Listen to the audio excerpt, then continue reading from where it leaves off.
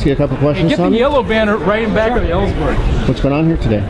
What's going on is that the board of San Francisco Pride is going to be talking about the Bradley Manning rescinding of his Grand Marshal status, and we're all here to coax them to rescind the rescinding. This is a public meeting. Let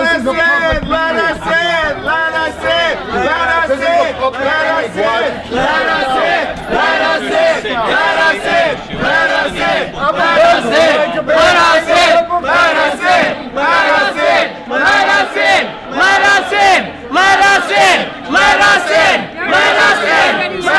The Electoral College put forth their nominees, including Bradley Manning, and it was the board that sent those nominees out to the college. Well, I'm hoping there will be discussion that will really reveal to them that they've got to find a way to reinstate him as a Grand Marshal. As Joey Kane, who originally nominated him, said, they had their chance earlier to raise any question of rules about this. They didn't do it until there had been controversy from the Republicans.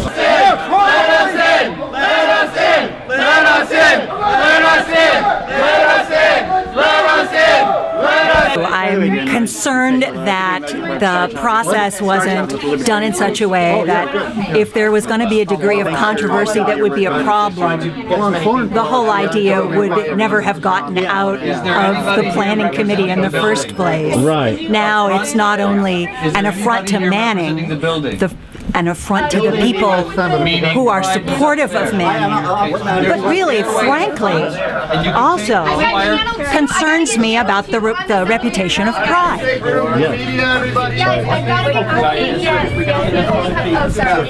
We can only have Carol is the Grand Marshal. I got Carol and I got Channel 2. It's on the floor. No, it's a public meeting. I'm sorry, but we can go outside. No. We're So thank you for all your They haven't told how many people voted altogether then, have they? I heard from a source that I'm not revealing that there were 15 votes cast in total, and that Bradley had 5, which was the highest vote count.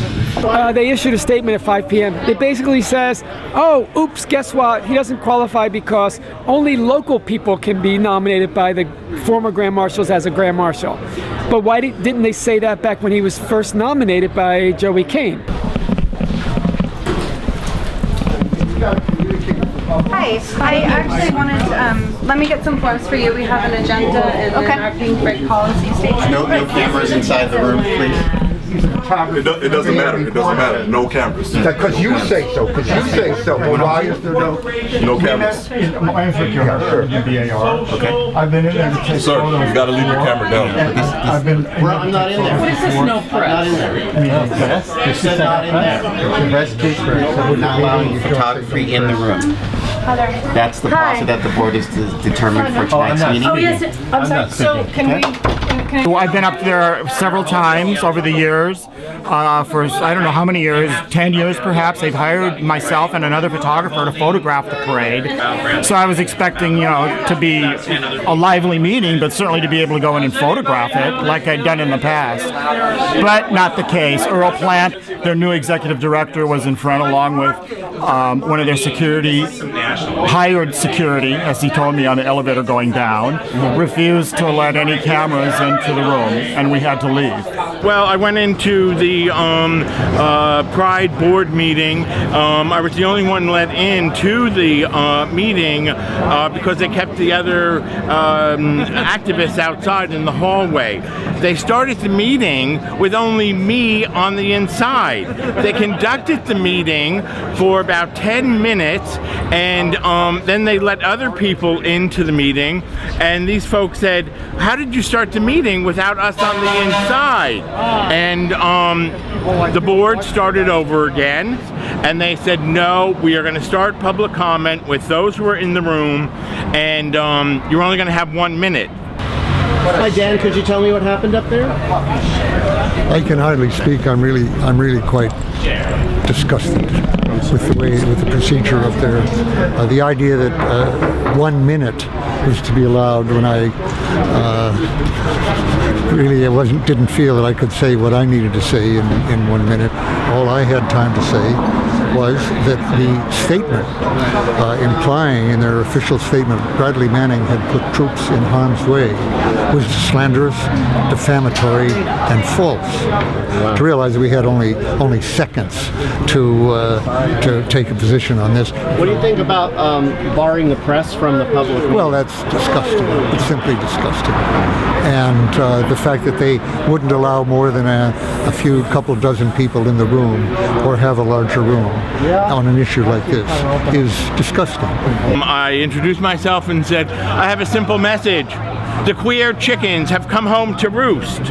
All of the corporatization of the movement led by the Human Rights Campaign in the past decade has thrown off every social justice issue. The only issue people in Gay Inc. want us to deal with is marriage and military. They put the whole of us on the spot as if we had to defend this when it's them that had to defend the indefensible. It's shameful and it's very upsetting, and it's certainly not the way to generate goodwill in the community, which is certainly something the Parade Committee needs a great deal of right now. I was part of Gay Liberation in the early 70s. I helped organize the first gay pride marches in Philly from 72 to 77. Speak up against their local pride committees. Demand that politics be put back on the pride agenda. We'd have a list of demands for the march. It wasn't a parade, it was a march. It was a protest march, and we'd have a list of demands. And our demands always included things like end the Vietnam War, up until 74 when it ended. And then it would be like free the Black Panthers. And I mean politics in the sense of demanding affordable housing, good jobs, access to health care. That's what we stood for. We stood for a coalition with all other struggles because we knew that we were part of a bigger struggle. And I think Pride lost it a long time ago. Do you think that the Pride Committee represents the gay community locally? No, I can't say that that's true anymore. I'm good friends with you. No, I think that they're beholden to kiss corporate ass.